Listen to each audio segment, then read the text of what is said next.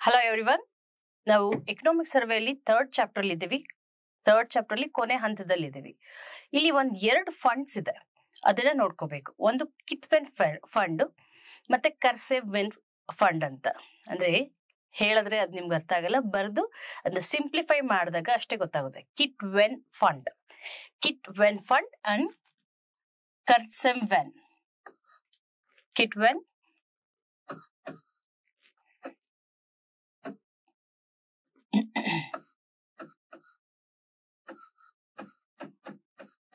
Fund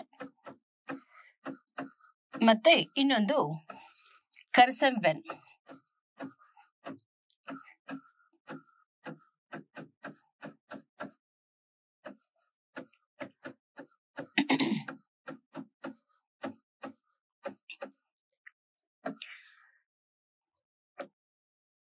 All of you know that Bangalore is a hub of information technology. ಹೌದಲ್ವಾ? ಮಾಹಿತಿ ತಂತ್ರಜ್ಞಾನದ ಒಂದು ತೊಟ್ಟಿಲು ಅಂತಾನೆ ಕರಿತೀವಿ ನಮ್ಮ ಬೆಂಗಳೂರನ್ನು. ಈ ಒಂದು ಮಾಹಿತಿ ತಂತ್ರಜ್ಞಾನಕ್ಕೆ ನಿಧಿಯನ್ನ ಒದಗಿಸ್ತಾರೆ. ಮಾಹಿತಿ ತಂತ್ರಜ್ಞಾನ ಕ್ಷೇತ್ರಕ್ಕೆ ನಿಧಿಯನ್ನ ಒದಗಿಸ್ತಾರೆ.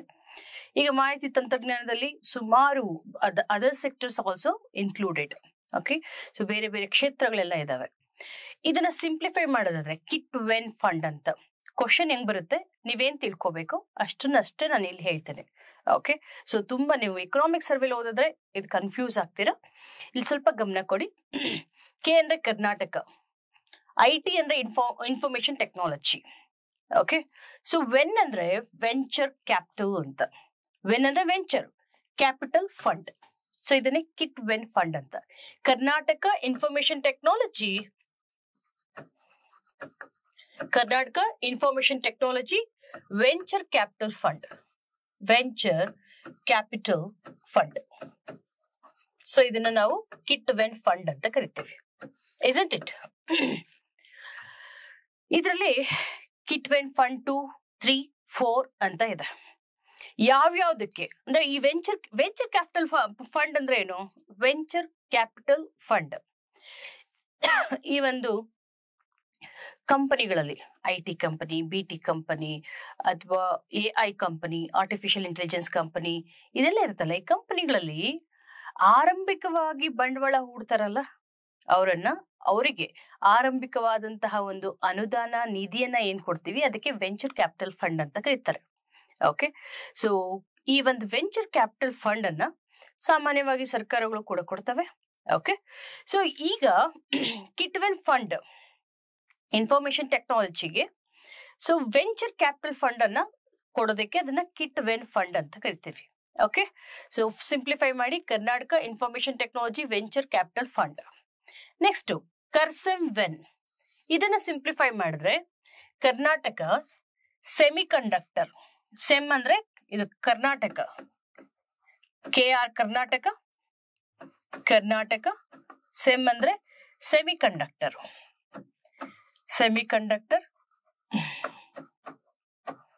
Venture capital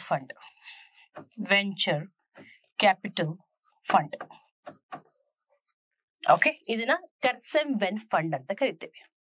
right. ಸೊ ಈಗ ಕ್ವಶನ್ ಹೆಂಗ್ ಬರುತ್ತೆ? ಸೆಮಿ ಕಂಡಕ್ಟರ್ ಆ ಒಂದು ವಿನ್ಯಾಸದಲ್ಲಿ ಇಡೀ ವರ್ಲ್ಡ್ ಅಲ್ಲೇನೆ ಇದನ್ ಬಿಟ್ರೆ ಅಮೆರಿಕ ಬಿಟ್ರೆ ಸೆಕೆಂಡ್ ಪ್ಲೇಸ್ ಅಲ್ಲಿ ನಾವಿದ್ದೀವಿ. ಸೆಮಿ ಕಂಡಕ್ಟರ್ ಡಿಸೈನಿಂಗ್ ಅಲ್ಲಿ, ಸೆಮಿ ಕಂಡಕ್ಟರ್ ಗಳನ್ನ ವಿನ್ಯಾಸಗೊಳಿಸುವಂತಹ ಒಂದು ತಂತ್ರಜ್ಞಾನದಲ್ಲಿ ನಾವು 2ನೇ ಪ್ಲೇಸ್ ಅಲ್ಲಿ ಇದ್ದೀವಿ ಇಡೀ ವರ್ಲ್ಡ್ ಅಲ್ಲೇನೆ. ಸೊ ಅದಕ್ಕೆ ಕರ್ಸೆವ್ ವೆನ್ ಫಂಡ್ ಅಂತ ಸೆಪರೇಟ್ ಆಗಿದೆ. ಕರ್ಸೆವ್ ವೆನ್ ಫಂಡ್ ಯಾವ್ದಕ್ಕೆ ಅಂತ ಕೇಳ್ತಾರೆ? ಸೆಮಿ ಕಂಡಕ್ಟರ್ ಒಂದು ಕ್ಷೇತ್ರಕ್ಕೆ. ಸೊ ಅದಕ್ಕೆ ಕೊಡುವಂತಹ fund KARSEMVEN fund. So Karnataka semiconductor venture capital fund. Yes, KITVEN ಗೊತ್ತಾಯ್ತಲ್ಲ. ಈಗ ಮ್ಯಾಚ್ ದ ಫಾಲೋಯಿಂಗ್ ಕೇಳ್ತಾರೆ. ಕಿಟ್ವೆನ್ ಫಂಡ್ 2 ಯಾವ್ದಕ್ ಕೊಡ್ತಾರೆ, 3 ಯಾವ್ದಕ್ ಕೊಡ್ತಾರೆ, 4 ಯಾವ್ದಕ್ ಕೊಡ್ತಾರೆ ಅಂತ. ಸೊ ಆತರ ಅದನ್ನ ಸೆಗ್ರಿಗೇಟ್ ಮಾಡಿ ಬರೆದ್ ಬಿಡ್ತೀನಿ, ಅದಷ್ಟೇ ನೋಡ್ಕೊಳ್ಳಿ ಸಾಕು. ಪ್ರಿಲಿಮ್ಸ್ ಪಾಯಿಂಟ್ ಆಫ್ ವ್ಯೂ ಇಂದ that's more than enough. Okay, ಕರ್ಸೆವ್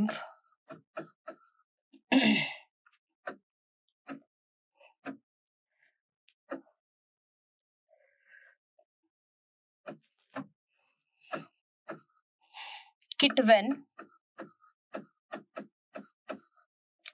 fund 2, Kitwen Fund 3, ಇದು ITBT ಕೊಡೋದು Kitwen Fund 2. So next biotechnology ಕೊಡೋದು Kitwen Fund 3, artificial intelligence.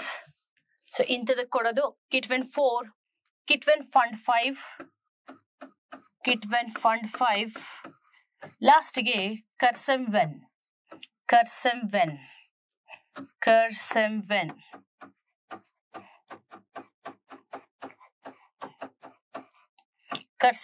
Fund. So ಈ ಕಡೆ ನೋಡೋಣ.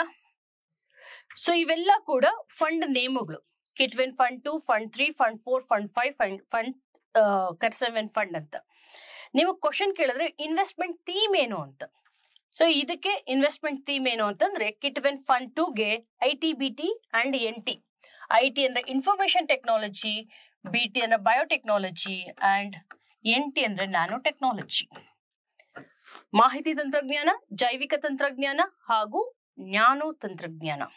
ಓಕೆ, Kitwen Fund 2 ಅದರ ಒಂದು ಇನ್ವೆಸ್ಟ್ಮೆಂಟ್ ಥೀಮ್ ಏನಪ್ಪಾ ಅಂತಂದ್ರೆ ಹೂಡಿಕೆಯ ಒಂದು ಘೋಷವಾಕ್ಯ ಏನು ಅಂತಂದ್ರೆ, ಅಥವಾ ಯಾವುದಕ್ಕೋಸ್ಕರ ಹೂಡಿಕೆ ಮಾಡ್ತಿರೋದು Kitwen Fund 2 ಅಲ್ಲಿ ಯಾವ ಕ್ಷೇತ್ರದಲ್ಲಿ ಹೂಡಿಕೆ ಮಾಡ್ತಿರೋದು ಅಂತಂದ್ರೆ ಅದರ ಒಂದು ಇನ್ವೆಸ್ಟ್ಮೆಂಟ್ ಥೀಮ್ ಬಂದು ITBT ಅಂಡ್ NT. ಅಂತಂದ್ರೆ nano technology. Okay, nuclear technology ಅಲ್ಲ, nano technology. Next Kitwen Fund 2 ಅಲ್ಲಿ ಬಯೋಟೆಕ್ನಾಲಜಿ,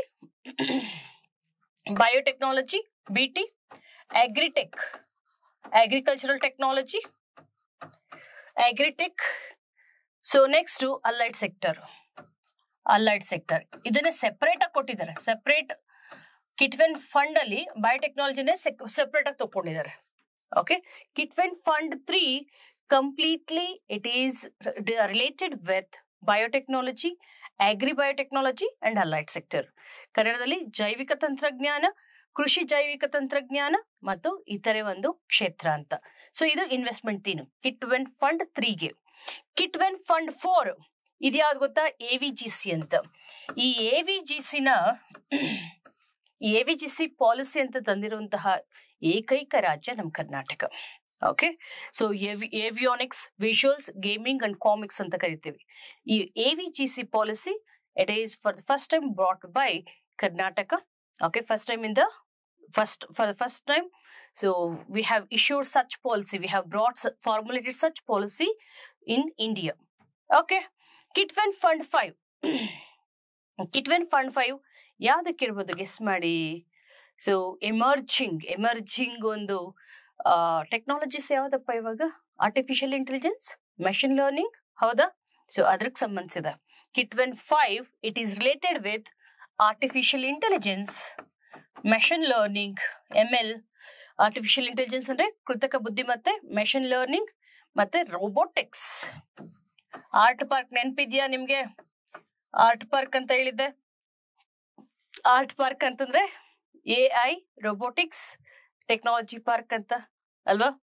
ಅದಕ್ಕೆ ಕರ್ನಾಟಕ ಸರ್ಕಾರ ಮತ್ತೆ ಭಾರತ ಸರ್ಕಾರ ಇಬ್ರು ಕೂಡ ನಿಧಿಯನ್ನ ಒದಗಿಸ್ತಾ ಇದ್ದಾರೆ ಅಂತ ಹೇಳಿದೆ. ಭಾರತ ಸರ್ಕಾರದ department of science and technology ಮತ್ತೆ ಕರ್ನಾಟಕ ಸರ್ಕಾರ ಈ ಒಂದು ಆರ್ಟ್ ಪಾರ್ಕ್ಗೆ ಫಂಡ್ ಮಾಡ್ತಿದೆ. ಓಕೆ, ಲಾಸ್ಟ್ Kersemven ಫಂಡ್ ನಿಮ್ಗೆ ಗೊತ್ತೇ ಇದೆ ಯಾವ್ದಪ್ಪ? Semiconductor sector.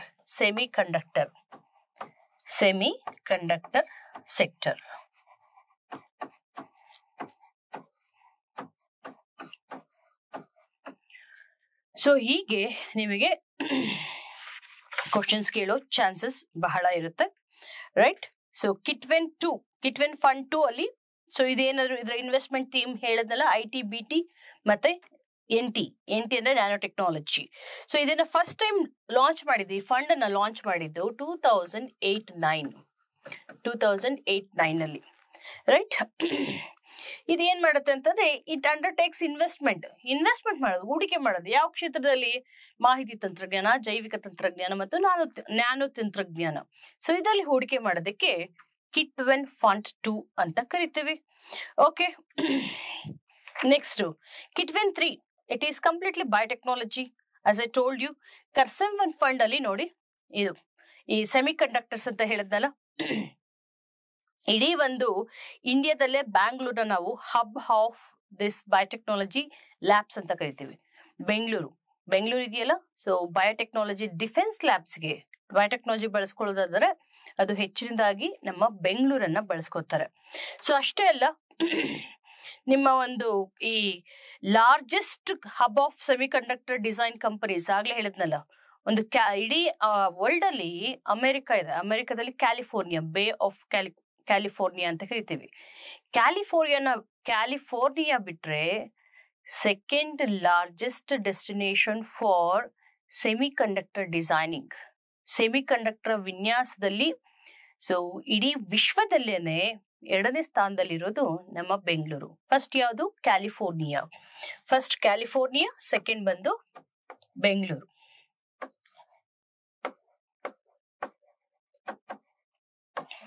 ರೈಟ್.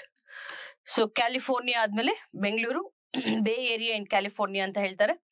ನೆಕ್ಸ್ಟ್ ಇನ್ನೊಂದು ಸ್ಟೇಟ್ಮೆಂಟ್ ನೀವು ತಿಳ್ಕೋಬೇಕು. ಏನಪ್ಪಾ ಅಂದ್ರೆ 70% ಆಫ್ ಚಿಪ್ ಡಿಸೈನ್ ವರ್ಕ್ ಮತ್ತೆ 80% ರೆವೆನ್ಯೂ ಸೊ ಇನ್ ಡಿಸೈನ್ ಬರೀ ಬೆಂಗಳೂರಿಂದ ಬರುತ್ತೆ. Could you imagine? Chip design, chip ಅಂತಾರೆ ಪೊಟ್ಯಾಟೊ ಚಿಪ್ಸ್ ಅಲ್ಲ. ಓಕೆ, ಸೊ ಈ ಒಂದು ಚಿಪ್ ಡಿಸೈನ್ ಅಲ್ಲಿ almost 70% of countries chips, 70% of chip and chip design work ಮತ್ತೆ 80% ಆಫ್ ರೆವೆನ್ಯೂ ಎರಡೂ ಕೂಡ ಬರೋದು ಬೆಂಗಳೂರಿಂದ ಅಂತ. ಅಂದ್ರೆ ಚಿಪ್ ಡಿಸೈನಿಂಗ್ ಅಲ್ಲಿ ರೆವೆನ್ಯೂ ಬರುತ್ತಲ್ಲ, ಸೊ ಆಲ್ಮೋಸ್ಟ್ 80% ಬ್ಯಾಂಗ್ಳೂರ್ ಅಲೋನ್. ಅಂದ್ರೆ we are pro in manufacturing this chips. Okay, so ಈ ಚಿಪ್ ಡಿಸೈನ್ಗಳಲ್ಲಿ ನಾವು ಮುಂಚೂಣಿಯಲ್ಲಿ ಇದ್ದೀವಿ ಅಂತ ಅರ್ಥ, ಅಗ್ರಸ್ಥಾನದಲ್ಲಿ ಇದ್ದೀವಿ. Right. This about your KARSEMVEN fund. KARSEMVEN ಅಂತಂದ್ರೆ ಏನ್ ಪ್ಯಾನಿಕ್ ಆಗೋದು ಬೇಡ ನೀವು, ಇದು ವರ್ಡ್ ನೋಡಿ. Karnataka semiconductor venture capital fund. ಯಾವ್ದಕ್ಕೆ ಫಂಡ್ ಕೊಡ್ತಾರೆ? ಯಾವ್ದಕ್ಕೆ ಅಂತಂದ್ರೆ ಒಂದು ಸೆಮಿ ಕಂಡಕ್ಟರ್ ಡಿಸೈನಿಂಗ್ಗೆ. ಓಕೆ, ಸೊ ಅದನ್ನ ಪ್ರಮೋಟ್ ಮಾಡ್ಲಿಕ್ಕೆ ಈ ಒಂದು ವೆಂಚರ್ ಕ್ಯಾಪಿಟಲ್ ಅನ್ನ ಕೊಡ್ತಾರೆ. ವೆಂಚರ್ ಕ್ಯಾಪಿಟಲ್ ಅಂತಂದ್ರೆ ಪ್ರಮೋಟ್ ಮಾಡ್ಲಿಕ್ಕೆ ಪ್ರಾರಂಭಿಕವಾಗಿ ಕೊಡುವಂತಹ ಒಂದು ಬಂಡವಾಳ, ಒಂದು ನಿಧಿ. ಸೊ ಈ ಫಂಡ್ಗೆ ನಾವು ಕರ್ಸೆಮ್ವೆನ್ ಫಂಡ್ ಅಂತ ಕರಿತೇವೆ. ನೆಕ್ಸ್ಟ್ ಇದನ್ನ ಮ್ಯಾಚ್ ದ ಫಾಲೋಯಿಂಗ್ ಕೇಳ್ತಾರೆ, ಅದ್ಲಿ ಬದ್ಲಿ ಮಾಡಿ ನೀವು ನೆನ್ಪಿಟ್ಕೋಬೇಕು. So very important.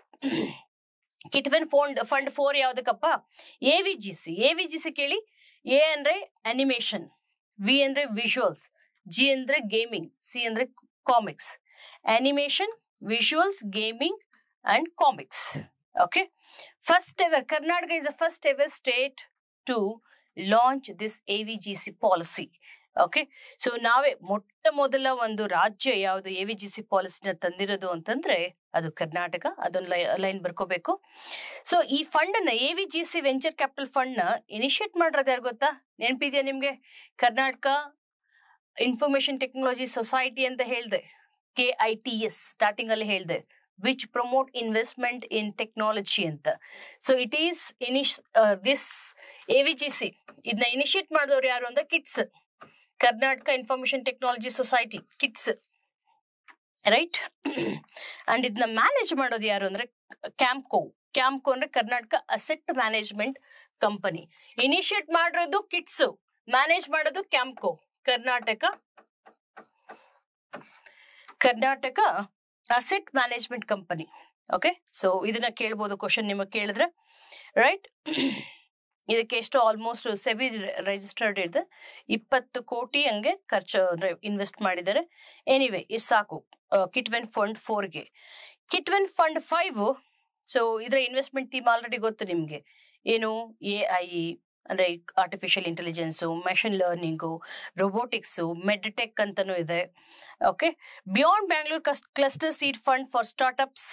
ಸೊ ಇದು ಒಂದು ಕೂಡ ಅಂದ್ರೆ ಮೈಸೂರು, ಮಂಗಳೂರು, ಹುಬ್ಳಿ ಇಲ್ಲೆಲ್ಲ ಕೂಡ ಈ ಒಂದು ಕಿಟ್ವೆನ್ ಫಂಡ್ 5 ಅನ್ನ ಸೊ ಇದಕ್ಕೆ ಅಲ್ಲಿ ಆ ಎಲ್ಲ ಒಂದು ಬಿಯಾಂಡ್ ಬೆಂಗಳೂರು ಅಂತಂದ್ರೆ ಏನಂತ ಹೇಳಿದೆ, ಬೆಂಗಳೂರಿನ ಹೊರತುಪಡಿಸಿ ಬೇರೆ ನಗರಗಳಿದಾವಲ್ಲ, ಅಲ್ಲಿ ಇನ್ವೆಸ್ಟ್ ಮಾಡ್ಬೇಕಲ್ಲ. ಸೊ ಅಲ್ಲೆಲ್ಲ ಇನ್ವೆಸ್ಟ್ ಮಾಡ್ಲಿಕ್ಕೆ ನಮ್ಮ ಒಂದು ಘನ ಸರ್ಕಾರ ಸಹಾಯ ಹಸ್ತವನ್ನ ನೀಡ್ತಾ ಇದೆ. Right. This all about your first chapter. Okay, so ಇದೊಂದು ಸ್ವಲ್ಪ ಟೆಕ್ನಿಕಾಲಿಟಿ ಇದೆ ಅಂತ ಅಂದ್ಬಿಟ್ಟು ಲಾಸ್ಟಿಗೆ ಇಟ್ಕೊಂಡಿದ್ದೆ. So we are done with third chapter. Then we'll move on to fourth chapter, rural development.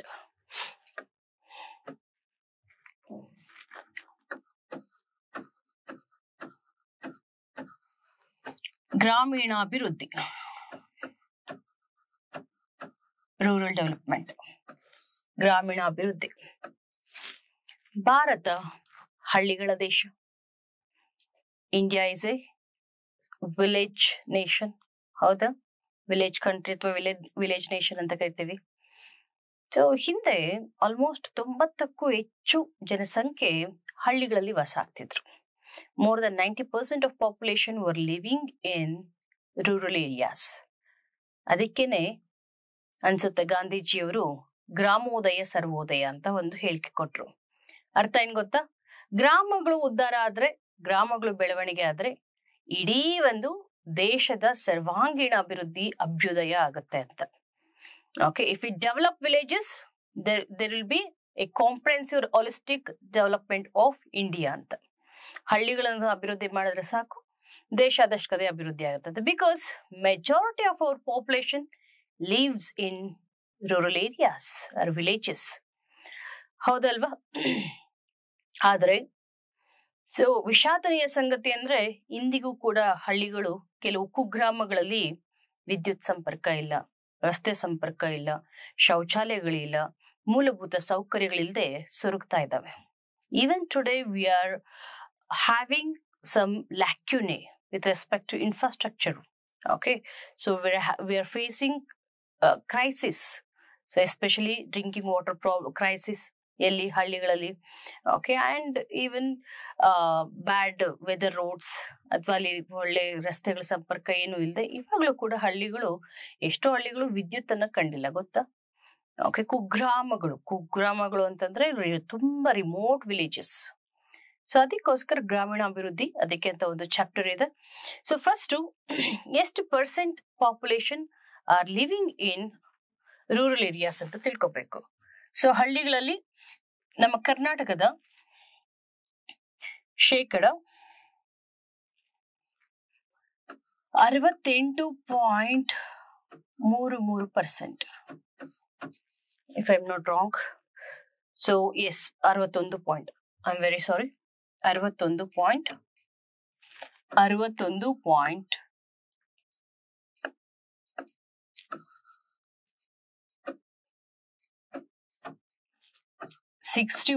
point 61.33%. 61.33%, almost 60%. So ಇವರು ಎಲ್ಲಿರೋದು? ಹಳ್ಳಿಗಳಲ್ಲಿ. Okay, so they live in rural areas.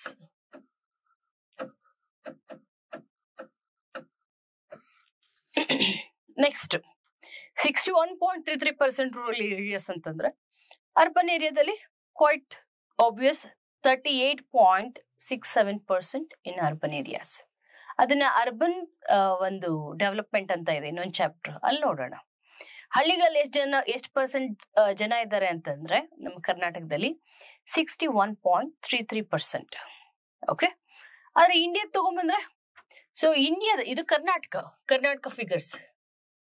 ಇಂಡಿಯಾದಲ್ಲಿ ಇದಕ್ಕಿಂತ ಕಮ್ಮಿ ಇದೆಯಾ ಜಾಸ್ತಿ ಇದೆಯಾ ಅಂತ ನೋಡಿದ್ರೆ, when it comes to India, 68.85%. 68.85%.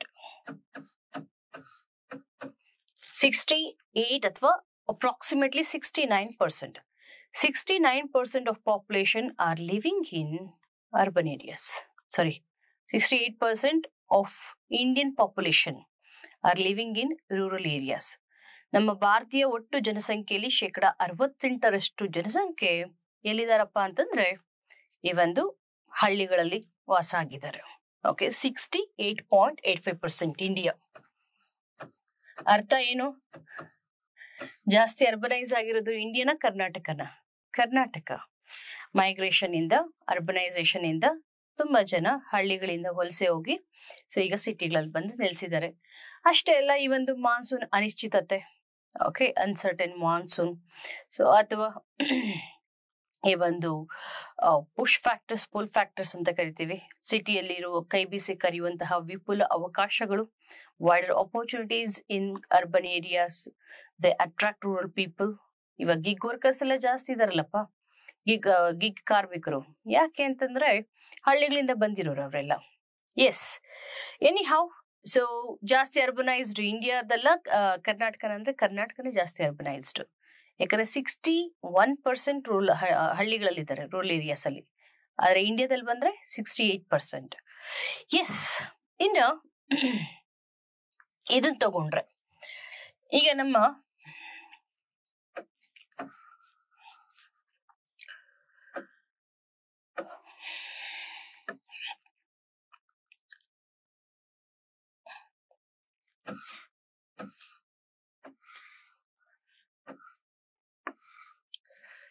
ನಮ್ಮ ಕರ್ನಾಟಕದಲ್ಲಿ ಎಷ್ಟು ಜಿಲ್ಲೆಗಳಿದಾವೆ ಅಂದ್ರೆ 31 ಡಿಸ್ಟ್ರಿಕ್ಟ್ಸ್.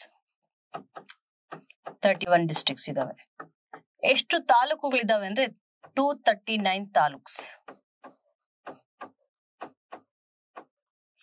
ಮತ್ತೆ ಎಷ್ಟು ಗ್ರಾಮ ಪಂಚಾಯತ್ಗಳಿದಾವೆ ಅಂತಂದ್ರೆ 5954. 5954 ಗ್ರಾಮ ಪಂಚಾಯತ್ಗಳು.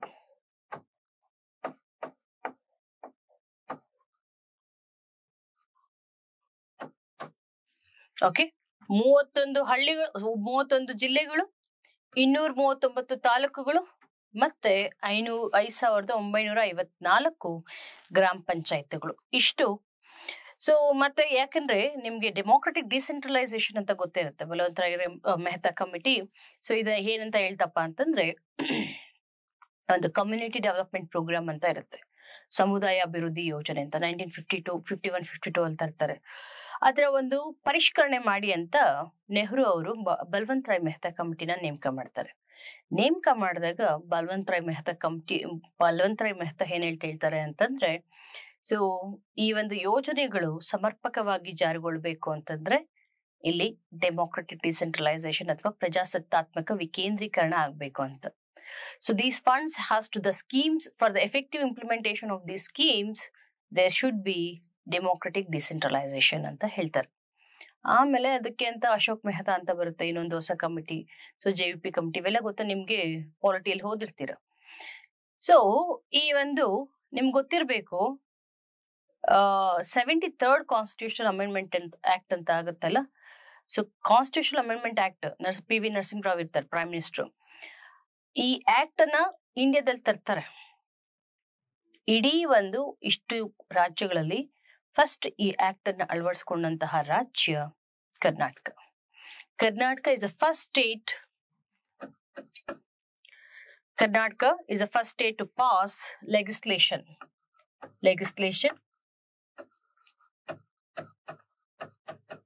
ಯಾವ ಲೆಗಿಸ್ಲೇಷನ್ ಅದು? Panchayat raj. Okay, so in 1993, 1993ರಲ್ಲಿ ಅದನ್ನ ಏನಂತ ಕರಿತೀವಿ ಅಂತಂದ್ರೆ Karnataka panchayat raj act 1993. Karnataka panchayat raj act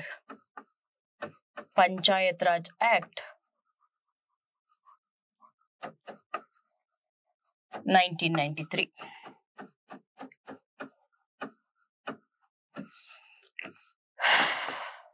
Karnataka is the first state to pass this ಲೆಗಿಸ್ಲೇಷನ್.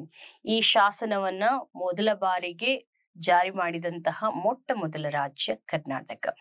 Okay, so anyway ಅಷ್ಟೇ ಅಲ್ಲ, ಇನ್ಸ್ಟಿಟ್ಯೂಷನ್ ಆಫ್ ಸೆಲ್ಫ್ ಗವರ್ಮೆಂಟ್ ಅಂತ ಅಂದ್ರೆ ಗ್ರಾಮ ಸ್ವರಾಜ್ಯ.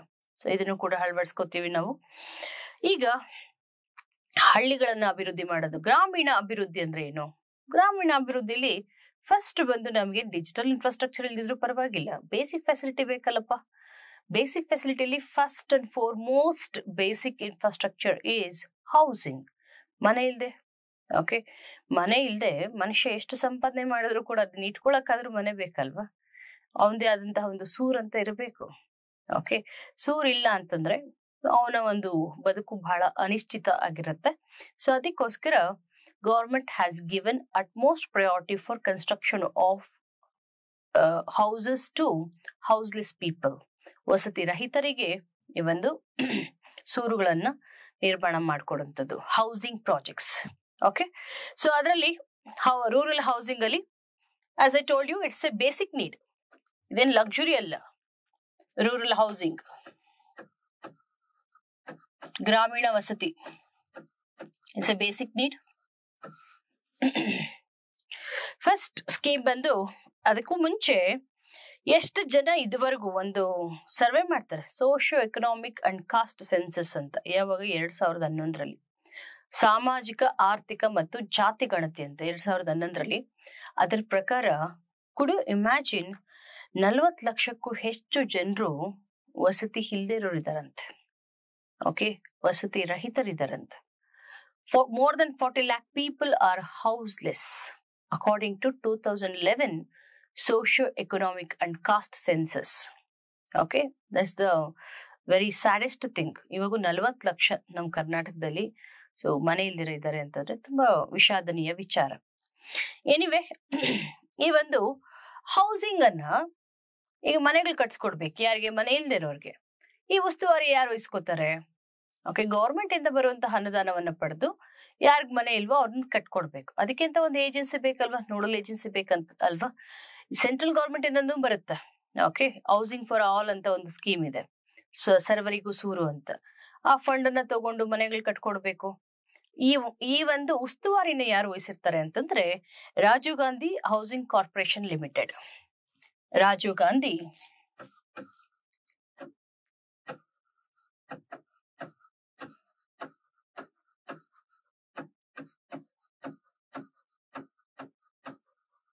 Housing corporation limited.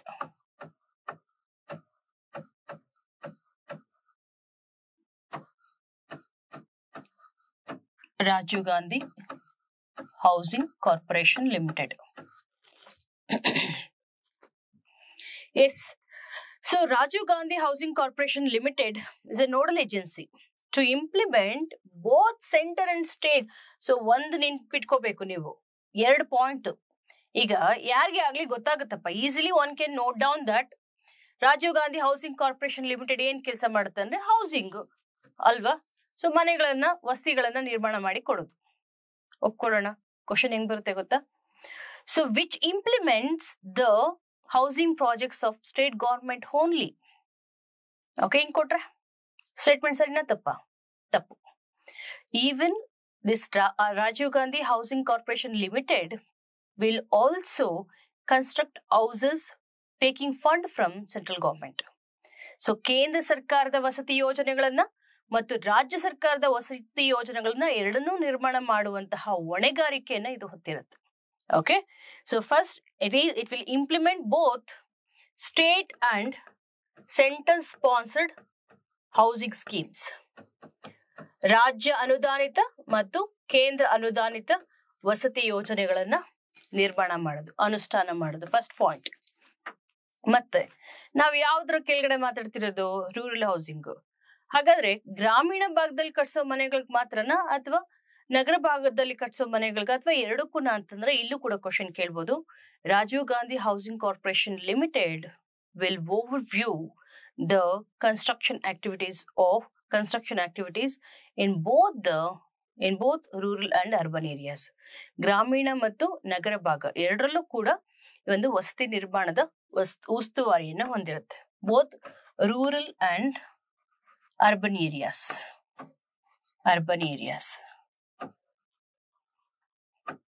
ಗ್ರಾಮೀಣ ವಸತಿ ಮತ್ತು ನಗರ ವಸತಿ ಎರಡೂ ನಿರ್ಮಾಣ ಮಾಡೋದು ಈ ಒಂದು.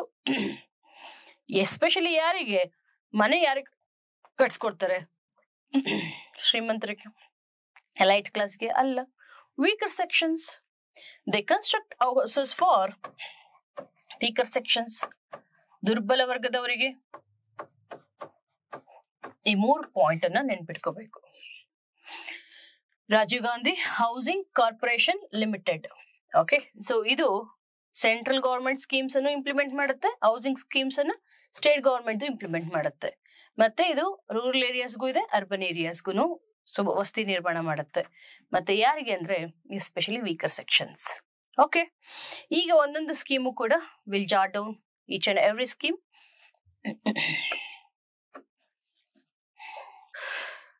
ಬಸವ ವಸತಿ ಯೋಜನೆ ಅಥವಾ ರೂರಲ್ ಆಶ್ರಯ ಅಂತ ಅಂದ್ಬಿಟ್ಟು ಬಸವ ವಸತಿ ಯೋಜನೆ ಆರ್ ರೂರಲ್ ಆಶ್ರಯ.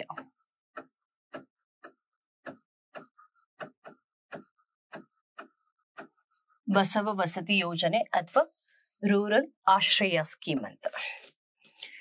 ಸೊ ಅಂದ್ರೆ ನಾನು ಹೇಳೋ ಒಂದು 3-4 ಪಾಯಿಂಟ್ಸ್, ಜಸ್ಟ್ ಪಾಯಿಂಟ್ ಅಲ್ಲ, ಅದು ಕೀ ವರ್ಡ್ಸ್ ಅಷ್ಟೇ ಬರ್ಕೊಳ್ಳಿ ಸಾಕು. ಯಾಕಂದ್ರೆ ಅಷ್ಟರಿಂದನೇ ನಿಮಗೆ you will get a question. ಒಂದು. ಎರಡನೇದು, ಜಾಸ್ತಿ ಬರ್ಕೊಂಡಷ್ಟು, ಜಾಸ್ತಿ ನಿಮ್ಗೆ ಕಂಟೆಂಟ್ ನ ತುಂಬಿಸಿದಷ್ಟು ಯಾವ್ದನ್ನ ಪಿಕ್ ಮಾಡಿ ಓದ್ಕೋಬೇಕು ಅಂತ ಗೊತ್ತಾಗಲ್ಲ. Okay, so here the 4 points you must focus here is, one is like ಇದನ್ನ ಯಾವಾಗ ಇಂಪ್ಲಿಮೆಂಟ್ ಮಾಡಿದ್ರು ಅಂದ್ರೆ 1991-92 ಅಲ್ಲಿ. Quite old scheme. ಬಸವ ಆಶ್ರಯ ಇಂಪ್ಲಿಮೆಂಟೆಡ್ ಇನ್ 1991-92. ಸೊ ಯಾರ್ದು ಒಂದು ಇನ್ಕಮ್ 32,000ಕ್ಕಿಂತ ಕಮ್ಮಿ ಇದೆಯೋ, ಸೊ ಅವರು ಈ ಒಂದು ಯೋಜನೆಯ ಫಲಾನುಭವಿಗಳಾಗ್ತಾರೆ. So income which is less than 32,000, those will be selected as beneficiaries of this scheme. Okay, 32,000ನ ಮಾನದಂಡವಾಗಿ ಇಟ್ಕೊಳ್ಳಲಾಗಿದೆ. Income should not exceed 32,000. So next ಇದರಲ್ಲಿ ಇನ್ನೇನಪ್ಪ ನೋಡ್ತಾರೆ ಅಂತಂದ್ರೆ, ಯಾರಿಗೆ ಅಂತಂದ್ರೆ obviously rural houseless poor. Okay, ಗ್ರಾಮೀಣ ವಸತಿ ರಹಿತ ಬಡವರಿಗೆ ರೂರಲ್ ಹೌಸ್ಲೆಸ್ ಪೋರ್. ಇದು ಗೆಸ್ ಮಾಡ್ಬೋದು, ಇದು ಕಷ್ಟ ಅಲ್ಲ. ಗ್ರಾಮೀಣರಿಗೆ ಮತ್ತೆ ವಸತಿ ರಹಿತರ ತಾನೇ ಮನೆ ಕಟ್ಸ್ಕೊಡ್ತಾರೆ, ಮನೆ ಇರೋರಿಗೆ ಮತ್ತೆ ಮನೆ ಕಟ್ಸ್ಕೊಡ್ತಾರೆ. ಓಕೆ, ಈ ಒಂದು ಇದರಲ್ಲಿ ಬೆನಿಫಿಷರೀಸ್ನ ಯಾರು ಆಯ್ಕೆ ಮಾಡ್ತಿದ್ರು ಅಂತಂದ್ರೆ, ಮೊದ್ಲಿಗೆ ಈ ಆಶ್ರಯ ಕಮಿಟೀಸ್ ಅಂತ ಮಾಡೋರು. ಆಶ್ರಯ ಕಮಿಟಿ ಅಂತ ಮಾಡ್ಬಿಟ್ಟು ಆ ಕಮಿಟಿಯ ಒಂದು ನೇತೃತ್ವವನ್ನ MLA ವಹಿಸುತ್ತಿದ್ರು. MLA, ಆ ಒಂದು ಕಾನ್ಸ್ಟಿಟ್ಯೂಯೆನ್ಸಿ MLA ಅವರು ಫಲಾನುಭವಿಗಳನ್ನ ಆಯ್ಕೆ ಮಾಡ್ತಿದ್ರು. ನಿಮ್ಗೆ ಗೊತ್ತಿದೆ, ರಾಜಕಾರಣ ಬಂದ್ರೆ ನೆಪೋಟಿಸಂ ಬಂದೇ ಬರುತ್ತೆ. ಓಕೆ, ಸೊ ನೆಪೋಟಿಸಂ ಜಾಸ್ತಿ ಆಗಿದ್ದಕ್ಕೆ ಮತ್ತೆ ಇದರಲ್ಲಿ ಸೊ ತಿದ್ದುಪಡಿ ತಂದು ಈಗ 2005 ಆನ್ವರ್ಡ್ಸ್ 2005-6 ಈ ಒಂದು ವರ್ಷದಿಂದ ಈಗ ಯಾರಿಗೆ ಕೊಟ್ಟಿದ್ದಾರೆ ಗೊತ್ತಾ? ಗ್ರಾಮ ಸಭಾಗಳಿಗೆ ರಿಯಾಲಿಟಿ ಗೊತ್ತಿರುತ್ತೆ ರೀ. ರಿಯಾಲಿಟಿ ಏನಂತಂದ್ರೆ, ಯಾರು ನಿರ್ಗತಿಕರು, ಯಾರು ವಸತಿ ರಹಿತರು, ಯಾರಿಗ್ ಮನೆ ಇದೆ, ಯಾರಿಗ್ ಮನೆ ಇಲ್ಲ ಅಂತ ಗ್ರಾಸ್ ರೂಟ್ ಲೆವೆಲ್ ಇನ್ಫಾರ್ಮೇಶನ್ ಯಾರಿಗೆ ಗೊತ್ತಿರೋದು? ಗ್ರಾಮ ಸಭೆಗಳಿಗೆ. ಸೊ ಹಾಗಾಗಿ ಅವರೇನೆ now they will identify the beneficiary eligible ಯಾರಿದ್ದಾರೆ ಅನ್ನೋದನ್ನ ಐಡೆಂಟಿಫೈ ಮಾಡೋದು ಈ ಒಂದು ಗ್ರಾಮ ಸಭಾಗಳು. ಓಕೆ, ಇಷ್ಟು ನೆನ್ಪಿರ್ಬೇಕು. ಮತ್ತೆ ಎಷ್ಟು ಕೊಡ್ತಾರೆ, ಎಷ್ಟು ಲಕ್ಷದ ಮನೆ ಕಟ್ತಾರೆ, ಏನು ಒಂದು 10-15 ಲಕ್ಷದ ಮನೆ ಕಟ್ಸ್ಕೊಡ್ತಾರ ಅಂತಂದ್ರೆ ನೋ. ಎಸ್, ಒಂದು ಯೂನಿಟ್ಗೆ ಆಲ್ಮೋಸ್ಟ್ 1.5 ಲಕ್ಷ. ಸೊ 1.5 ಲಕ್ಷದ ಒಂದು ಮನೆ ಕಟ್ಸ್ಕೊಡ್ತಾರೆ. ಸಣ್ಣದು ರೆಡ್ ಆಕ್ಸೈಡ್ ಫ್ಲೋರ್ ಹಾಕ್ಬಿಟ್ಟು, ಸೊ ಒಂದು 1 BHK ಆ ತರದ್ದು ಸಣ್ಣ ರೂಫ್ ಇರೋಂಥದ್ದು ಒಂದು ಕಟ್ಸ್ಕೊಡ್ತಾರೆ. ಇದರಲ್ಲಿ SC STಗಳಿಗೆಲ್ಲ ಫುಲ್ ಅಮೌಂಟು ಸರ್ಕಾರನೇ ಕೊಡುತ್ತೆ. ಆದ್ರೆ ಇವರಿಗೆ ಜನರಲ್ ಅಲ್ಲಿ ಬರೋರಿಗೆ SC ST ಬಿಟ್ಟು ಬೇರೆಯವ್ರಿಗೆ ಆಲ್ಮೋಸ್ಟ್ 1.2 ಲಕ್ಷ ಅಂದ್ರೆ 1,20,000 ಸರ್ಕಾರ ಕೊಡುತ್ತೆ. ಮತ್ತೆ ಇನ್ನೊಂದು 30,000 ಬೆನಿಫಿಷರಿ ಹಾಕೋಬೇಕು. ಓಕೆ, ಸೊ ಈ ಸ್ಕೀಮ್ ಕಡೆ ಅರ್ಥ ಮಾಡ್ಕೊಳ್ಳಿ. 4-5 ಪಾಯಿಂಟ್ ಅಷ್ಟೇ ನೆನ್ಪಿಟ್ಕೋಬೇಕು ಅಂತ ಹೇಳಿದ್ದೆ. 1991-92 ಇದು ಲಾಂಚ್ ಆಗಿರೋದು. ಯಾರಿಗಿದು ಅಂತಂದ್ರೆ ರೂರಲ್ ಹೌಸ್ಲೆಸ್ ಪೋರ್, ಗ್ರಾಮೀಣ ವಸತಿ ರಹಿತ ಬಡವರಿಗೆ. ಮತ್ತೆ ಏನಾದ್ರು ಎಲ್ಲರಿಗೂ ಕೊಡ್ತಾರೆ. ಏನಾದ್ರು ಇನ್ಕಮ್ ಲಿಮಿಟ್ ಅಂತ ಇದೆಯಾ ಅಂತಂದ್ರೆ, ಯಾರ ಇನ್ಕಮ್ ಲೆಸ್ ದನ್ 32,000 ಇದೆಯಾ ಅಂತವರನ್ನ ಸೊ ರೆಕಗ್ನೈಸ್ ಮಾಡ್ತಾರೆ. ರೆಕಗ್ನೈಸ್ ಮಾಡ್ಲಿಕ್ಕೆ ಎಂತಹ ಒಂದು ಸೆಟಪ್ ಇತ್ತು ಅಂತಂದ್ರೆ, ಆಶ್ರಯ ಕಮಿಟಿ ಅಂತ ಇತ್ತು. ಆಶ್ರಯ ಸ್ಕೀಮ್ ಅಥವಾ ಬಸವ ವಸತಿ ಎರಡೂ ಒಂದನೆ. ಆಶ್ರಯ ಸ್ಕೀಮ್ ಅಂತ ಇತ್ತು. ಅವಾಗ MLA ಇದರ ಬೆನಿಫಿಷರಿನ ಸೆಲೆಕ್ಟ್ ಮಾಡ್ತಿದ್ರು. ಇವಾಗ ಅದು ಹೋಗಿ ನೂತನವಾದಂತಹ ಒಂದು ಪರಿಕಲ್ಪನೆ, ಗ್ರಾಮ ಸಭಾಗಳು ಇದನ್ನ ಸೆಲೆಕ್ಟ್ ಮಾಡ್ತಾರೆ. ಓಕೆ, ನೆಕ್ಸ್ಟ್ ಘಟಕದ ವೆಚ್ಚ ಎಷ್ಟು? 1.5. ಸೊ ಪೂರ್ತಿ SC STಗಳು ಬರೆಸ್ತಾರೆ. ಜನರಲ್ ಮಾತ್ರ 30,000 ಇವ್ರು ಹಾಕೋಬೇಕು, ಯಾರು beneficiaries. So next Ambedkar Nivas Yojana. Doctor BR Ambedkar Nivas ಯೋಜನಾ.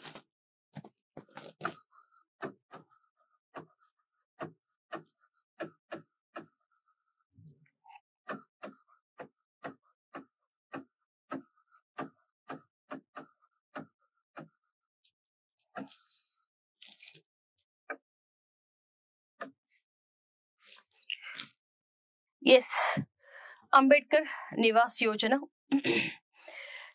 ಅಂಬೇಡ್ಕರ್ ನಿವಾಸ್ ಯೋಜನೆ ಯಾರಿಗಿರುತ್ತೆ, ಯಾರು ಇದರ ಒಂದು ಫಲಾನುಭವಿಗಳಾಗಿರ್ತಾರೆ ಅಂದ್ರೆ obviously schedule caste, schedule tribe ಅವರು.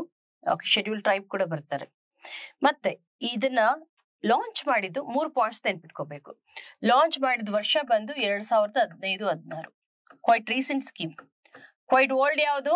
ಬಸವ ವಸತಿ ಅಥವಾ ಆಶ್ರಯ ಸ್ಕೀಮ್. ಸೊ 2015-16 ಯಾರಿಲ್ಲಿ ಫಲಾನುಭವಿಗಳು? Beneficiaries SC and ST. Okay, ಆಮೇಲೆ ಮೂರನೇದೇನಪ್ಪಾ ಅಂತಂದ್ರೆ ST ಗಳು. ಇದನ್ನ ನೆನ್ಪಿಟ್ಕೋಬೇಕು. ಇದು ಪರಿಶಿಷ್ಟ ಕ್ವಶನ್ ಹೆಂಗ್ ಕೇಳ್ತಾನೆ ಗೊತ್ತಾ? ಅಂಬೇಡ್ಕರ್ ನಿವಾಸ್ ಯೋಜನೆಯಲ್ಲಿ ಪರಿಶಿಷ್ಟ ಜಾತಿ ಫಲಾನುಭವಿಗಳು ಮಾತ್ರ ಅರ್ಹತೆಯನ್ನ ಹೊಂದಿರ್ತಾರೆ, ಇಲ್ಲ ಪರಿಶಿಷ್ಟ ಪಂಗಡದವರು ಇರ್ತಾರೆ. ಮತ್ತೆ ಇದು ಹಳ್ಳಿಗಳಿಗೆ ಮಾತ್ರ ಅಂತ, ಹಳ್ಳಿ ಅಂದ್ರೆ ಗ್ರಾಮೀಣ ವಾಸಿಗಳಿಗೆ ಅಷ್ಟೇ ಈ ಯೋಜನೆ ಅಂತ ಇಲ್ಲ. ಗ್ರಾಮೀಣ ಮತ್ತು ನಗರ ಪ್ರದೇಶ ಎರಡರಲ್ಲೂ ಕೂಡ ಈ ಯೋಜನೆ ಅಡಿ ಈ ಒಂದು ಮನೆಗಳನ್ನ ಕಟ್ಕೊಡ್ಲಾಗತ್ತೆ. It's for both rural and urban areas. Rural and urban, right? ಇದು ನೆನಪಿದೆಯಾ? ಸ್ಟಾರ್ಟ್ಅಪ್. ಸೊ ಸ್ಟಾರ್ಟ್ಅಪ್ ಎಲಿವೇಟ್ ಉನ್ನತಿ, ಯಾರಿಗೆ? SC ST ಗಳಿಗೆ ಸ್ಟಾರ್ಟ್ಅಪ್ ಗಳಿಗೆ ಅನುದಾನ ಕೊಡೋದಕ್ಕೆ ಎಲಿವೇಟ್ ಉನ್ನತಿ. ಇದು ಅಂಬೇಡ್ಕರ್ ನಿವಾಸ್ ಯೋಜನಾ. ಸೊ ಇಲ್ಲಿ ಕೂಡ ಗ್ರಾಮ ಸಭಾಗಳು ಬೆನಿಫಿಷಿಯರ್ಸ್ ನ ಆಯ್ಕೆ ಮಾಡ್ಕೊಳ್ಳುತ್ತೆ. ಗ್ರಾಮ ಸಭೆಗಳು ಬೆನಿಫಿಷರೀಸ್ ನ ಆಯ್ಕೆ ಮಾಡ್ಕೊಳ್ಳುತ್ತೆ. ಸೊ ಇನ್ಕಮ್ ಎಷ್ಟಿರ್ಬೇಕು ಅಂತಂದ್ರೆ, ಅಂದ್ರೆ ಎಲ್ಲ SC ST ಗಳು ಕೊಡ್ತಾರ ಅಂದ್ರೆ ಇಲ್ಲ, ಮತ್ತೆ ಇನ್ಕಮ್ ಲಿಮಿಟ್ ಇದೆ. 32,000ಕ್ಕಿಂತ ಜಾಸ್ತಿ ರೂರಲ್ ಪೀಪಲ್ಗೆ ಇರಬಾರ್ದು, 87,000ಕ್ಕಿಂತ ಜಾಸ್ತಿ ಅರ್ಬನ್ ಪೀಪಲ್ಗೆ ಇರಬಾರ್ದು ಅಂತವ್ರಿಗೆ ಇದ್ರ ಕೆಳಗಡೆ. ಸೊ 1,75,000 ರೂಪಾಯಿದು ಮನೆ ಕಟ್ಕೊಡ್ತಾರೆ. 1,55,000. ಓಕೆ, ಸೊ ಇಷ್ಟು ಬಸವ ನಿವಾಸ್ ಯೋಜನಾ, ಸಾರಿ ಅಂಬೇಡ್ಕರ್ ನಿವಾಸ್ ಯೋಜನಾ. ನೆಕ್ಸ್ಟ್ ಇಂದಿರಾ ಆವಾಸ್ ಯೋಜನಾ. ಸೊ ಅದಕ್ಕೆ ಇವಾಗ ಇನ್ನೊಂದು ಹೆಸರು ಪ್ರಧಾನ ಮಂತ್ರಿ ಆವಾಸ್ ಯೋಜನಾ ಅಂತ. ಸೊ ಇವರು ಪಾಲಿಸಿ ತರ್ತಾ ಇದು ಆಬ್ವಿಯಸ್ಲಿ ಫಾರ್ BPL ಅಂತಾರೆ, ಬಿಲೋ ಪಾವರ್ಟಿ ಲೈನ್, ಬಡವರಿಗೆ, ಬಡತನ ರೇಖೆಗಿಂತ ಕಮ್ಮಿ ಇರೋರಿಗೆ. Okay, so SC ST minorities ಮತ್ತೆ ಜನರಲ್ ಕ್ಯಾಟಗರಿ, ಅದನ್ನ ಈ ರೀತಿ ಫಂಡ್ ಹಂಚಿಕೆ ಮಾಡ್ತಿದ್ರು. SC ST, ಮೈನಾರಿಟೀಸ್ ಮತ್ತೆ ಜನರಲ್. ಹೇಗೆ ಅಂದ್ರೆ SC ST ಮೈನಾರಿಟೀಸ್ ಮತ್ತೆ ಜನರಲ್ಗೆ ಆಲ್ಮೋಸ್ಟ್ 60% ಆಫ್ ದ ಫಂಡ್ ಈ ಹೌಸಿಂಗ್ ಅಂತ ಏನು ಫಂಡ್ ಅಲೋಕೇಟ್ ಮಾಡಿರ್ತಾರಲ್ಲ, ಅದು SC ST ಗಳಿಗೇನೆ ಹೋಗ್ಬೇಕು. ಓಕೆ, SC ST ಗಳು ಅದರ ಫಲಾನುಭವಿಗಳಾಗಿರ್ತಾರೆ. ನೆಕ್ಸ್ಟ್ 15% ಫಾರ್ ಮೈನಾರಿಟೀಸ್, ಅಲ್ಪಸಂಖ್ಯಾತರು. ಸೊ ಧಾರ್ಮಿಕ ಅಲ್ಪಸಂಖ್ಯಾತರು, 6 ಅಲ್ಪಸಂಖ್ಯಾತ ಗುಂಪು ಏನಿದೆ, ಸೊ ಅದು ಅವರಿಗೆ ಆಲ್ಮೋಸ್ಟ್ 15%. ಮತ್ತೆ ಜನರಲ್ ಕ್ಯಾಟಗರಿ ಅವರಿಗೆ 25%. ಇನ್ನು ಉಳಿದ 25% ಫಂಡ್ ಜನರಲ್ ಕ್ಯಾಟಗರಿ ಅವರಿಗೆ ಅಲೋಕೇಟ್ ಆಗ್ತಾ ಇತ್ತು. ಓಕೆ, ಸೊ ಇದು Indira Awas Yojana 89-90, especially for rural house holds. So ಗ್ರಾಮೀಣ ಗೃಹ ಘಟಕಗಳಿಗೆ ಅಥವಾ ಗ್ರಾಮೀಣ ವಸತಿ ನಿರ್ಮಾಣಕ್ಕೆ ಸೊ ಪ್ರಾರಂಭಿಸಲಾದಂತಹ ಒಂದು ಯೋಜನೆ ಇಂದಿರಾ ಆವಾಸ್ ಯೋಜನೆ.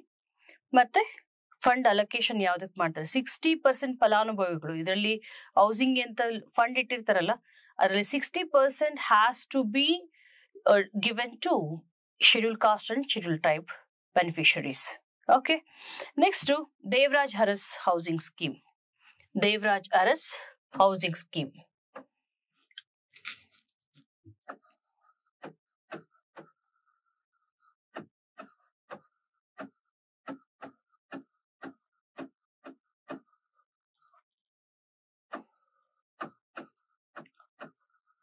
ಸಾಮಾಜಿಕ ನ್ಯಾಯದ ಹರಿಕಾರ ಅಂತ ಕರಿತೀವಿ ನಾವು. Okay, harbinger of social justice ಅಂತ ದೇವರಾಜ್ ಅರಸ್. ಸೊ ಪೂರ್ಣಾವಧಿಯನ್ನ ಅಂದ್ರೆ CM ಆಗಿ, ಮುಖ್ಯಮಂತ್ರಿ ಆಗಿ 5 ವರ್ಷ ಪೂರ್ಣಾವಧಿ ಅಧಿಕಾರ ಮಾಡಿದವರು. ಈ ದೇವರಾಜ್ ಅರಸ್ ಅವರ ಹೆಸರಲ್ಲಿ ಸ್ಕೀಮು ಯಾವಾಗ ಬಂದಿದೆ ಅಂದ್ರೆ 2014-15 2014-15 ನೋಡಿ. ಆಬ್ಜೆಕ್ಟಿವ್ ಏನ್ ಗೊತ್ತಾ, ಇಲ್ಲಿ ಯಾರು ಗೊತ್ತಾ ಫಲಾನುಭವಿಗಳು? ಸ್ಪೆಷಲ್ ಕ್ಯಾಟಗರಿ ಪೀಪಲ್, ಅಂದ್ರೆ ವಿಶಿಷ್ಟ ವರ್ಗದ ಜನ. ಯಾರ್ಯಾರು ಅಂತೀರಾ? ಈಗ HIV ಸೋಂಕಿತರು. ಇಲ್ಲಿ ಬರುವಂತಹ ಕ್ಯಾಟಗರಿ ಪೀಪಲ್ ಬೇರೆ ಸ್ಕೀಮ್ಗಳಲ್ಲಿ ಅಷ್ಟು ಕವರ್ ಆಗಿರಲ್ಲ. ಅವ್ರಿಗೆ ಅಂತ specially challenged people, special category people ಯಾರ್ಯಾರು?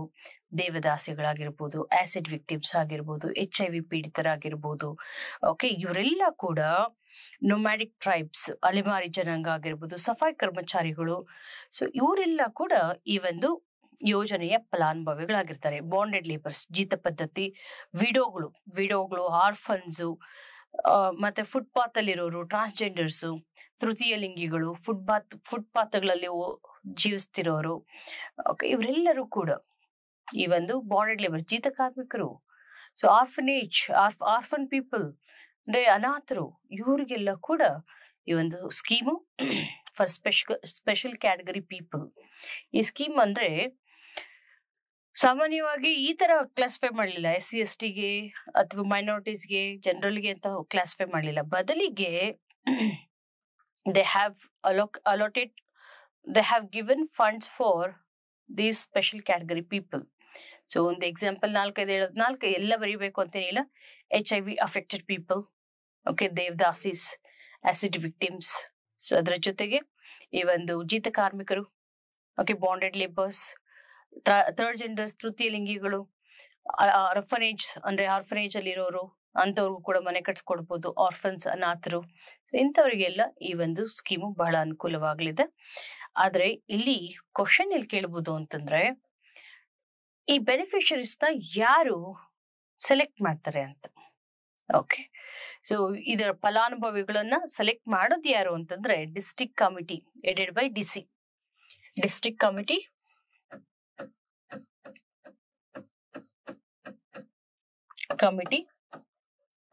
headed by DC, deputy commissioner. So very important, ಇಲ್ಲಿ ಬರುತ್ತೆ ಕ್ವಶನ್. ಸಾಮಾನ್ಯವಾಗಿ ನಾವು ಎಷ್ಟೊತ್ತು ನೋಡಿದ್ದು ಗ್ರಾಮ ಸಭಾಗಳು ಈ ಒಂದು ಫಲಾನುಭವಿಗಳನ್ನ ಆಯ್ಕೆ ಮಾಡ್ಕೊಳುತ್ತೆ. ಬಟ್ ದೇವರಾಜ್ ಅರಸ್ ಸ್ಕೀಮ್ ಅಲ್ಲಿ ಫಲಾನುಭವಿಗಳನ್ನ ಆಯ್ಕೆ ಮಾಡೋದು ಯಾರು ಅಂತಂದ್ರೆ ಡಿಸ್ಟ್ರಿಕ್ಟ್ ಕಮಿಟಿ. ಸೊ ಆ ಕಮಿಟಿಯ ಒಂದು ನೇತೃತ್ವ ಯಾರು ವಹಿಸಿರ್ತಾರೆ? DC, ಡಿಸ್ಟ್ರಿಕ್ಟ್ ಕಲೆಕ್ಟರ್ ಅಥವಾ district commissioner, right. So this is Devaraj Urs housing scheme. ಇದನ್ನ ಹಳ್ಳಿ ಮತ್ತೆ ನಗರ ಭಾಗಗಳಲ್ಲಿ ಎರಡರಲ್ಲೂ ಕೂಡ ಈ ಒಂದು ಸ್ಕೀಮ್ ಅನ್ನ ಅನುಷ್ಠಾನಗೊಳಿಸ್ತಾರೆ. ನೆಕ್ಸ್ಟ್ ನಮ್ಮ ಮನೆ ಯೋಜನೆ. ನಮ್ಮ ಮನೆ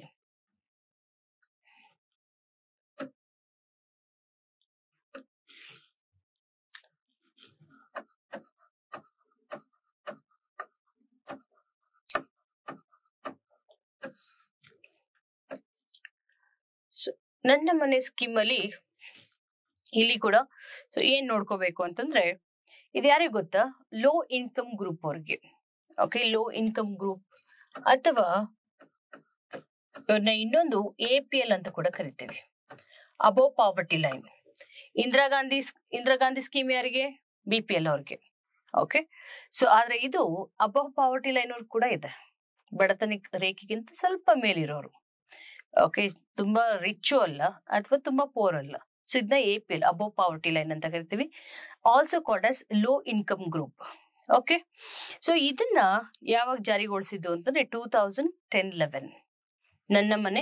ನನ್ನ ಮನೆ ಯೋಜನೆನ ಜಾರಿಗೊಳಿಸಿದಂತಹ ವರ್ಷ 2010-11. Okay, so above poverty line but low income group. ಇದು ತುಂಬಾ ಇಲ್ಲಿ ಕ್ವಶನ್ ಬಂದ್ರೆ ಇಲ್ಲೇ ಕೇಳ್ತಾರೆ. ನನ್ನ ಮನೆ ಯಾರಿಗೆ? ಕೆಳಗಿನ ಫಲಾನುಭವಿಗಳು ಯಾರು ಅಂತಂದ್ರೆ ಸಾಮಾನ್ಯವಾಗಿ BPL ಅಂತ ಹಾಕಿರ್ತಾರೆ, ವೀಕರ್ ಸೆಕ್ಷನ್ BPL. ಸೊ ಮತ್ತೆ ಎರಡನೇದು ನಿರ್ಗತಿಕರು, ಸ್ಪೆಷಲಿ ಚಾಲೆಂಜ್ಡ್ ಪೀಪಲ್. ಓಕೆ, ಮತ್ತೆ ಲಾಸ್ಟ್ ಬಂದು ಈ ತರ SC STಗಳಿಗೆ ಅಥವಾ ಲಾಸ್ಟ್ಗೆ low income group okay, so ಹಂಗ್ ಕೊಟ್ರೆ APL ಅಂತಂದ್ರೆ ಸಾಮಾನ್ಯವಾಗಿ APL ಅವ್ರಿಗೆ ಮನೆ ಕೊಡಲ್ವಲ್ಲ ಅನ್ಕೋತೀವಿ. ನನ್ನ ಮನೆ ಯೋಜನೆಯಲ್ಲಿ ಅದಕ್ಕೆ ಸಾಧ್ಯತೆ ಇದೆ. ರೈಟ್. ಪ್ರಧಾನ ಮಂತ್ರಿ ಆವಾಸ್ ಯೋಜನಾ ಗ್ರಾಮೀಣ್. ಓಕೆ, ಪ್ರಧಾನ ಮಂತ್ರಿ ಆವಾಸ್ ಯೋಜನಾ ಗ್ರಾಮೀಣ್.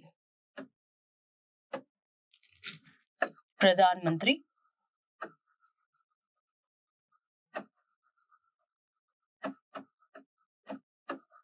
ಆವಾಸ್ ಯೋಜನಾ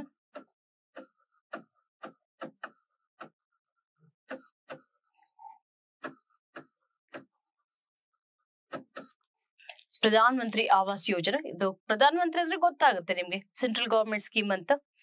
ಸೊ ನೋಡಿ, ಇದರ ಒಂದು ಮುಖ್ಯವಾದಂತಹ ಆಬ್ಜೆಕ್ಟಿವ್ ಏನಂದ್ರೆ ಹೌಸಿಂಗ್ ಫಾರ್ ಆಲ್ ಅಂತ. Housing for all. ಅಷ್ಟೇ ಅಲ್ಲ, 2024 by 2024, so Government of India aim to build 2.95 crore houses.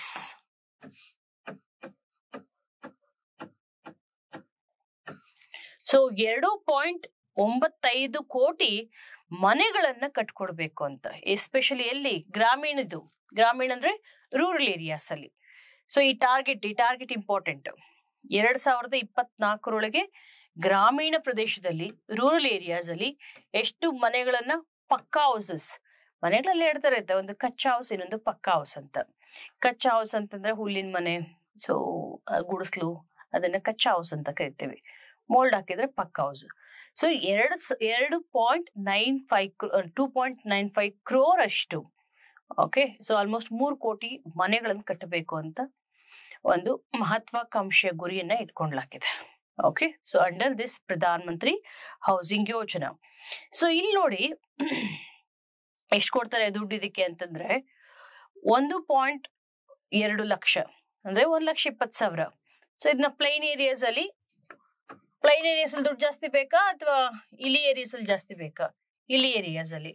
So ಸಮತಟ್ಟಾದ ಪ್ರದೇಶದಲ್ಲಿ, ಪ್ಲೇನ್ ಏರಿಯಾಸ್ ಅಲ್ಲಿ 1,20,000 ಕೊಡ್ತಾರೆ. ಮತ್ತೆ ಈ ಒಂದು ಹಿಲಿ ಏರಿಯಾಸ್ ಅಲ್ಲಿ 1.3 lakh ಕೊಡ್ತಾರೆ.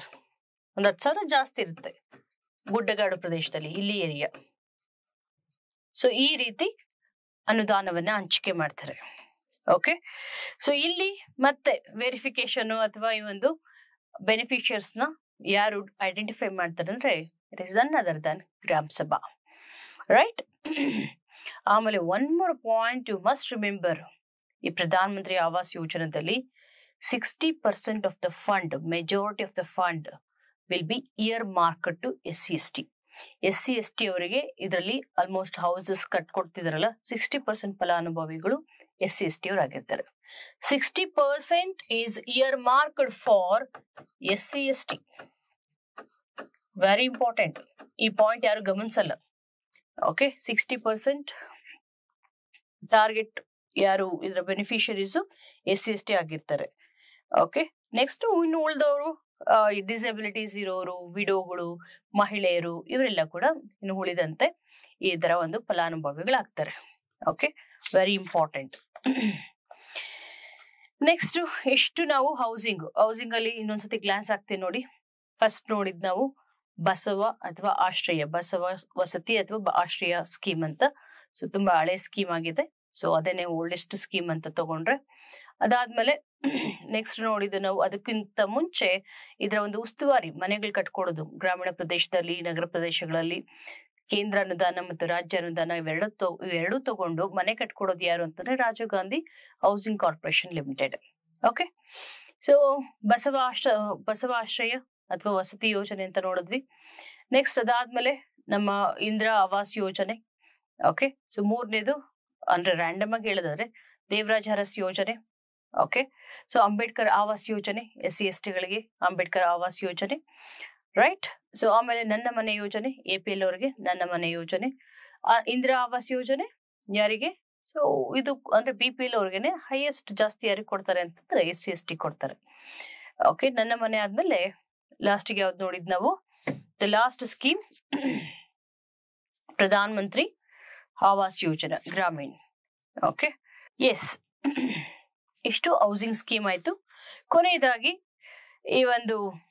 ಈ ಡಿಪಾರ್ಟ್ಮೆಂಟ್ ಇಂದ ಕೆಲವೊಂದು ಅದರ್ ಇನಿಷಿಯೇಟಿವ್ಸ್ ಇದೆ. ಒಂದು ಅರಿವು ಕೇಂದ್ರ ಅಂತ ಇದೆ, ಗ್ರಾಮ ಆರೋಗ್ಯ ಅಂತ ಇದೆ. ಏನು ಅಂತ ನೋಡೋಣ. ಅರಿವು ಕೇಂದ್ರ, ಗ್ರಾಮ ಆರೋಗ್ಯ, ಈ ಸ್ಕೀಮ್ಗಳಂದ್ರೆ ಏನು ಅಂತ ನೋಡೋಣ.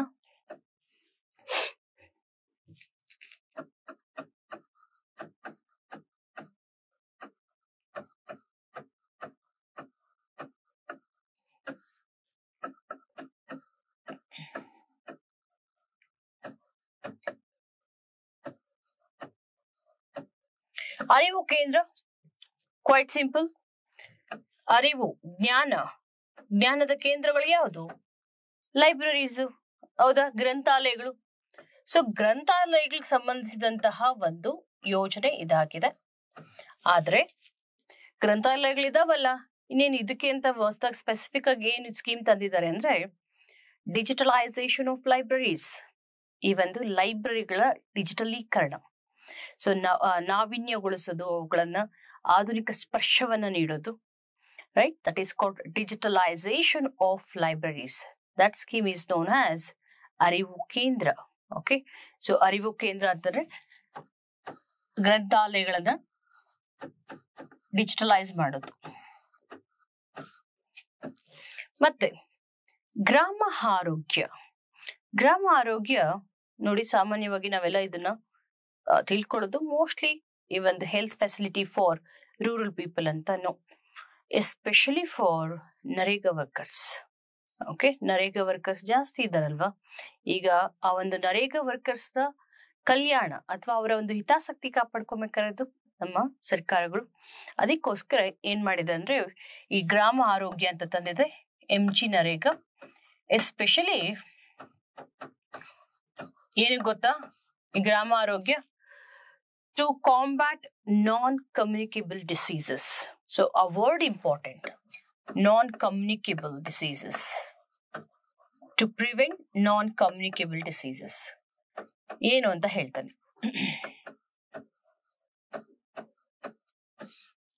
Non-communicable diseases. ರೋಗಗಳಲ್ಲಿ ಎರಡು ವಿಧ, ಒಂದು ಸಾಂಕ್ರಾಮಿಕ, ಇನ್ನೊಂದು ಅಸಾಂಕ್ರಾಮಿಕ. Diseases are of two types. One is communicable and another one is non-communicable. So communicable disease ಅಂತಂದ್ರೆ ಸ್ಪರ್ಶದಿಂದ ಅಥವಾ ನಮ್ಮ ಉಸಿರಿಂದ, ಸೊ ಅಥವಾ ನೀರು ನಾವು ಬಳಸಿದಂತಹ ನೀರು, ಆಹಾರ, ಸ್ಪರ್ಶ, ಸೊ ಇವೆಲ್ಲದ್ರಿಂದ ಒಬ್ಬರಿಂದ ಒಬ್ಬರಿಗೆ ಅದು ಹರಡಿದ್ರೆ ಅದನ್ನ ಕಮ್ಯುನಿಕೇಬಲ್ ಅಂತ ಕರಿತೀವಿ. If it is spreading from person to person, ಒಬ್ಬ ವ್ಯಕ್ತಿಯಿಂದ ಇನ್ನೊಬ್ಬ ವ್ಯಕ್ತಿಗೆ ಹರಡಿದ್ರೆ ಸೊ ಅದನ್ನ ಕಮ್ಯುನಿಕೇಬಲ್ ಅಂತ ಕರಿತೇವೆ. If it is not spread ಆಗಲ್ಲ, ಈಗ ನಿಮ್ಮ ಮನೆಯಲ್ಲಿ ಒಬ್ಬ ಟ್ಯೂಬರ್ಕ್ಯುಲೋಸಿಸ್ ಪೇಷಂಟ್, TB ಪೇಷಂಟ್ ಇದ್ದಾರೆ, ಇನ್ನೊಬ್ರು ಹಾರ್ಟ್ ಪೇಷಂಟ್ ಇದ್ದಾರೆ, ಅಥವಾ ಸ್ಟ್ರೋಕ್, ಪ್ಯಾರಲಿಸಿಸ್ ಆಗಿರೋ ಪೇಷಂಟ್ ಇದ್ದಾರೆ ಅಂತ ಅನ್ಕೊಳ್ಳಿ. ಯಾರನ್ನ ಐಸೋಲೇಟ್ ಮಾಡ್ತೀರಾ ಒಂದ್ ರೂಮ್ ಅಲ್ಲಿ ಸೆಪರೇಟ್ ಆಗಿ, ಅವರಿಗೆ ಅಂತ ಊಟ ತಿಂಡಿ ಅಂತೆಲ್ಲ ಅಲ್ಲಿಗೆ ಕೊಡ್ತೀರಾ, ನೀವು ಹೊರಗಡೆ ಬರಬೇಡ ಅಂತ TB ಪೇಷಂಟ್ಗೆ. ಸೊ ಪ್ಯಾರಲಿಸಿಸ್ ಪೇಷಂಟ್ ನಮ್ ಜೊತೆನೆ ಇರ್ತಾರೆ, ಯಾಕಂದ್ರೆ ಪ್ಯಾರಲಿಸಿಸ್ ಹರಡೋದಿಲ್ಲ ಒಬ್ರಿಂದ ಒಬ್ರಿಗೆ, ಕ್ಯಾನ್ಸರ್ ಹರಡೋದಿಲ್ಲ, ಓಕೆ, ಹಾರ್ಟ್ ಡಿಸೀಸ್ ಹರಡೋದಿಲ್ಲ. ಇವುಗಳನ್ನೆಲ್ಲ ಕೂಡ ನಾನ್ ಕಮ್ಯುನಿಕೇಬಲ್ ಡಿಸೀಸ್ ಅಂತ ಕರಿತೀವಿ. It is not spread from person to person. So ಈ ನಾನ್ ಕಮ್ಯುನಿಕೇಬಲ್ ಡಿಸೀಸಸ್ ನ ಕಡಿಮೆ ಮಾಡಬೇಕು ಅಂತ, okay, preventing non communicable diseases in NREGA workers. So early stage ಅಲ್ಲೇನೆ, ಈಗ ಫಾರ್ ಎಕ್ಸಾಂಪಲ್ ಏನೋ ಒಂದು ಹಾರ್ಟ್ ಡಿಸೀಸ್ ಅಂತ ಇದೆ ಅಂತ ಅನ್ಕೊಳ್ಳಿ, ಬೇಗ ECG ಎಲ್ಲ ಮಾಡಿ ಅದನ್ನ ಫಸ್ಟ್ ಪತ್ತೆ ಹಚ್ಚೋದು. ಓಕೆ, BP, ಶುಗರು, ಇವೆಲ್ಲ non communicable disease. Diabetes non communicable, ಮುಟ್ಟಿದ ತಕ್ಷಣ ಬರುತ್ತೆ ನಿಮ್ಗೆ ಡಯಾಬಿಟೀಸ್ ಇಲ್ಲ. ಓಕೆ, ಸೊ ಇಂಥವುಗಳನ್ನ ಅರ್ಲಿ ಸ್ಟೇಜ್ ಅಲ್ಲೇನೆ ಡಿಟೆಕ್ಟ್ ಮಾಡಿ ಅವರಿಗೆ ಒಂದು ಔಷಧಿಯನ್ನು, ಒಂದ್ ವೇಳೆ ಇದ್ರೆ ಔಷಧಿಯನ್ನು ಕೊಟ್ಟು ಕ್ಯೂರ್ ಮಾಡುವಂಥದ್ದು. ಸೊ ಇದು ಗ್ರಾಮ ಆರೋಗ್ಯ ಸ್ಕೀಮ್ಗೂ ಅದರ ಥೀಮ್ಗೂ ಒಂದು ಚೂರು ಕೂಡ ಸಾಮ್ಯತೆ ಇಲ್ಲ, ದಯವಿಟ್ಟು ತಿಳ್ಕೊಳ್ಳಿ. ರೈಟ್. ಸೊ